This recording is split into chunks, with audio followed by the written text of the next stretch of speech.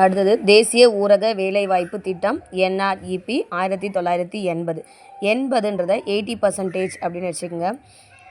ஊரக பகுதிகளில் வேலைவாய்ப்பு 80% வந்து கொடுத்துட்டாங்க. கவர்மெண்ட்டு ஊரக பகுதிகளில் வேலைவாய்ப்பை 80% வந்து ஏற்படுத்தி கொடுத்துட்டாங்க. இதுதான் ஷார்ட்கட்டு.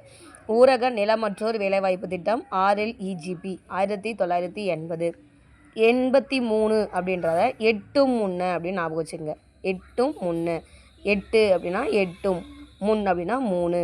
அப்போது நிலமற்றவங்க அவங்க வாழ்க்கையில் ஒரு நல்ல நிலைமை அடையிறதுக்கு 8 முன்னாடி நிறைய கஷ்டங்களை சந்திச்சிருப்பாங்க. அப்போது நிலமற்றோர் அவங்க வாழ்க்கையில் ஒரு நல்ல நிலைமை எட்டுறதுக்கு முன்னாடி நிறைய கஷ்டங்களை சந்திச்சிருப்பாங்க. அதுதான் இதோடைய ஷார்ட்கட்டு. அடுத்தது ஜவஹர் வேலைவாய்ப்பு திட்டம் JRY 1989. நம்ம ஜவஹர்லால் நேரு இருக்காருல்ல, அவர் காலையில் 8லேருந்து 9க்குள்ளே வேலைக்கு கிளம்பிடுவார். ஜவஹர் வேலைவாய்ப்பு திட்டம் 1989. ஜவஹர்லால் நேரு காலையில் 8லேருந்து 9க்குள்ளே வேலைக்கு கிளம்பிடுவார். அதுதான் ஷார்ட்கட். நெக்ஸ்ட்டு மகாத்மா காந்தி தேசிய ஊரக வேலைவாய்ப்பு உறுதி திட்டம் MGNREGS 2006. மகாத்மா காந்தி வேலைவாய்ப்பு திட்டம் பார்த்திங்கன்னா கிராமப்புறங்களில் ஆறுங்களில் தான் வேலை விடுவாங்க.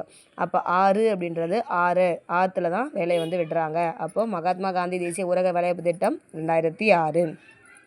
அடுத்தது பிரதான் மந்திரி ஆதர்ஷ் கிராம் சதக் யோஜனா திட்டம். இதில் ஷார்ட்கட் ஆதர்ஷ் அப்படின்றது ஆதார் கார்டு 10 ரூபா ஞாபகம் வச்சுங்க. ஆதார் கார்டை 10 ரூபா கொடுத்தா லேமினேஷன் போட்டு கொடுத்துருவாங்க.